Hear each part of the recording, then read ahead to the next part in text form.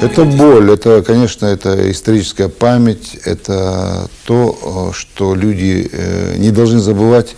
Есть четкое понимание, что народы, которые проживали в Советском Союзе в тот период, очень многие тоже пострадали. Есть четкое понимание и благодарность тому многонациональному народу Киргизии, Казахстана. Я, кстати, в присутствии нашего президента Владимира Владимировича Путина подошел к президенту Киргизии и Казахстана, поблагодарил. Это вот прошло 60 лет, я их поблагодарил, что они приняли в тот сложный период народ, который был изгнан своей родины исторической. Это было вопиющее безобразие. Это был такой, если хотите, государственный терроризм по отношению к конкретному народу. И не только ингушский народ, и у нас 13 репрессированных народов. Но самая главная ценность вот в этой ситуации, то, что сегодня Россия выбрала демократический путь развития.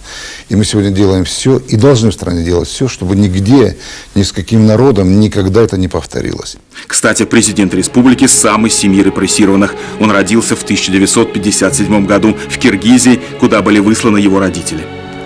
Башни, скованные колючей проволокой, напоминают о трагедии ингушского народа, о годах его депортации. До сих пор более 30 тысяч ингушей живут вдали от родины. Выросло новое поколение, это в основном уже дети и внуки тех, кто был выслан в 1944-м по воле отца народов в Среднюю Азию и Казахстан.